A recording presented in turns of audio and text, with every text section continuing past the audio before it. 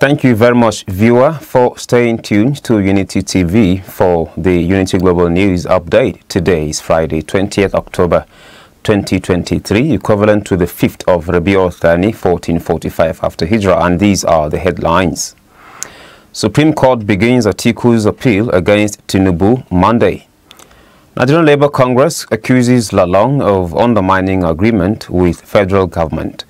Reps want primary teachers to earn 250,000 salary, secondary 500,000, lecturers 1 million naira monthly. On the foreign scene, Biden says U.S. holds world together as he condemns Putin and Hamas. Coming your in sports, Arsenal join race to sign Liverpool target Andre. And those were the headlines. For their details and other stories, my name is Shoaibu Duru. The legal battle to unseat President Bola Tinubu will continue at the Supreme Court on Monday as the Apex Court has listed for hearing the election petition appeal filed by former Vice President Atiku Abubakar, the People's Democratic Party standard-bearer in the February presidential poll. The Supreme Court Registrar Zainab Garba, in a notice issued to the parties on Thursday, disclosed that the hearing proceedings in Atiku's appeal will take place before the Supreme Court sitting in Abuja on October 23.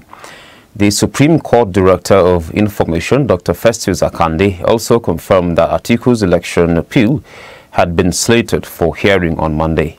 In his 35 grounds of appeal filed by his lead counsel, Chris Uche-san, former Vice President Atiku Abubakar faulted the tribunal's ruling on electronic transmission of results, Tinubu's qualification for the election, Federal Capital Territory votes, among others. He prayed the Apex Court to set aside the judgment of the lower court. The Nigerian Labour Congress (NLC) has accused the Minister of Labour and Employment, Simon Lalong, of allegedly trying to scuttle the implementation of the recent agreement it had with the federal government. The Labour movement said the minister was taking sides in the crisis rocking the National Union of Road Transport Workers. It warned that Nigerians would hold the minister responsible if the situation results in a national industrial action. In a statement signed by the NLC General Secretary, Mr. Emmanuel Ugboja, it said the government was giving support to the illegal faction of the NURTW and encouraging them to conduct their own delegates conference, both zonally and nationally, to confer legitimacy to their action. In addition, the NLC said it was clear that the FG never negotiated in good faith and consequently was never genuinely committed to honoring the terms of the October 2, 2023 agreement.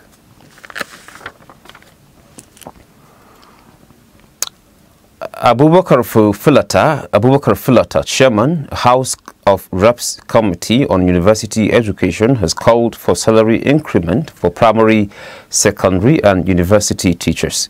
According to him, no primary school teacher should earn less than 250,000 in a month.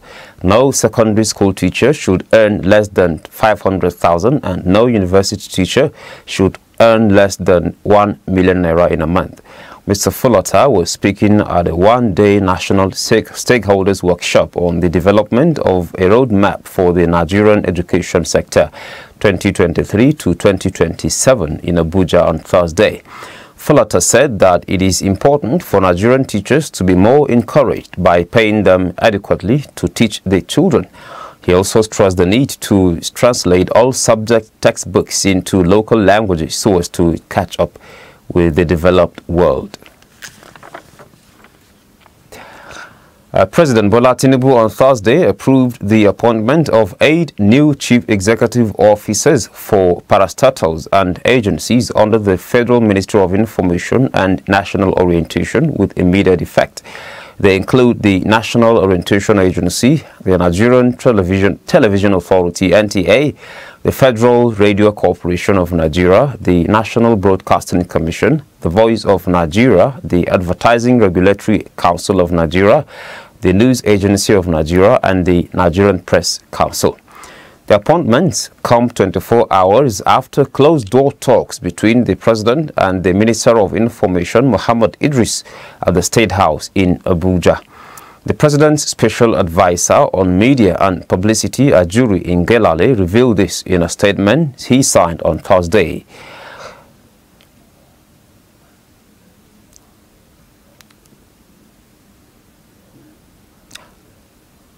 The information came through a statement signed by the presidential spokesperson and media aide Ajuri Ngelale titled "President Tinubu appoints new leadership across the information and national orientation sectors." The appointees are Mr. Lanre Isa Onilu as Director General of the NOA, Mr. Salihu Dembos retained his office as the DG of the NTA, and Dr. Muhammad Bulama as DG of the FRCN, replacing Dr. Mansir Liman. Mr. Charles Ebuebu replaces Balarabe Ilela as Director General of the NBC, and Mr. Jibril Indachi as DG of the VON, replacing Osita Okechiku. The President also appointed Dr. Lekan Fodalapo as the Director General of the ARCON, Mr. Ali as DG NAN, and Mr. Dili Ezuba as Executive Secretary of the Nigerian Press Council. And moving away from that, there was pandemonium in Ilorin, Kwara State yesterday as 4 people were feared dead and many injured when a vehicle conveying inmates to court and belonging to the Nigerian Prisons Service (NPS) was involved in an accident. But the prisons authorities said no life was lost in the accident. It was gathered that the driver of the vehicle, who allegedly drove against traffic, also crashed and killed another motorcyclist along Niger Road while trying to escape mob action. A resident of the area who spoke on condition of anonymity said the accident led to a protest by a group of commercial motorcycles, also known as Okada riders, in the Ilorin metropolis. Speaking with newsmen on the incident, the zonal spokesperson of the Motorcycle Riders Association of the state, Abdul Karim Suleiman, urged the government to ensure justice for their members. He said those crushed in the accident were out in search of their means of livelihood to feed their families. Confirming the incident, the police public relations officer of the command, Ajayi Okasami, said normalcy has been restored in the areas where the protest took place. He said the police would take necessary steps to ensure justice is done for those affected in the incident. Also, the state NCO's public relations officer, Philip Adegbulugbe, claimed that the suspected hoodlums attempted to free high-profile inmates who were conveyed to court in the area, which resulted in pandemonium. The federal government said yesterday that henceforth the country would adopt the principle of reciprocity in the issuance of visas to foreigners who come into the country. By this, the government said it would treat foreigners seeking Nigerian visas the way Nigerians were treated by the respective countries. The Minister of Interior, Olubomi Tunji Ojo, stated this at the Business Day conference titled Nigeria Forward, Catalyzing Funding for High-Impact Social Projects with the theme Funding for Change, Building Bridges for a Resilient Nigeria. The minister said the era where countries treated Nigerians with levity in terms of visa issuance was over, adding that the federal government would adopt the principle of give and take. The Independent National Electoral Commission on Thursday said it is inappropriate to rate the 2023 elections by the number of petitions filed in court. INEC National Commissioner and Chairman of Information and Voter Education Committee, Sam Olomekun, in a statement said the electoral body has been drawn to a report titled, the attention of the electoral body has been drawn to a report titled INEC's credibility sinks as 94% contested posts await tribunals. He said the report suggests that the election petitions draw from the action or inaction of INEC, stressing that many litigants unfortunately filed election petitions over the most improbable cases and later withdraw them, or they are dismissed by the tribunals. And that story takes us to the foreign scene. United States President Joe Biden has said he will ask Congress for more money to support Israel and Ukraine, asserting in an impassioned speech that both nations were fighting enemies of democracy. Speaking to Americans from the Oval Office, Biden sought to make a link between the actions of Hamas in Israel and those of Russian President Vladimir Putin, who sent his troops into Ukraine for a full-scale invasion in February 2022. Biden was speaking hours after returning from a whirlwind trip to Tel Aviv, where he reiterated U.S. support for Israel, even amid its total blockade of Gaza and relentless bombardment of the Palestinian enclave of 2.3 million people.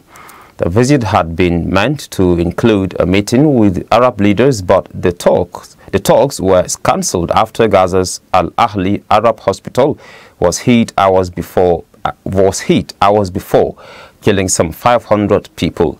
Biden said he would be lodging an urgent request to Congress to support Israel and Ukraine. On Friday, he did not put a value to the security package, but reports have suggested it could be as much as $100 billion. We'll now look at some sports stories. Arsenal are monitoring Liverpool target Andre Trinidadi as a potential January signing. Andre has been one of the standout players in South America during the 2023 season, with his dynamic performances in the middle of the park helping Fluminense reach just their second ever Copa Libertadores final. Arsenal have also recently scouted Andre, with the Gunners also keen on landing a new midfielder during the January transfer window. And that sports story ends the news on Unity TV. We thank you very much for staying tuned. On behalf of the entire production crew, my name is Shoaib Uduru. Thank you for watching.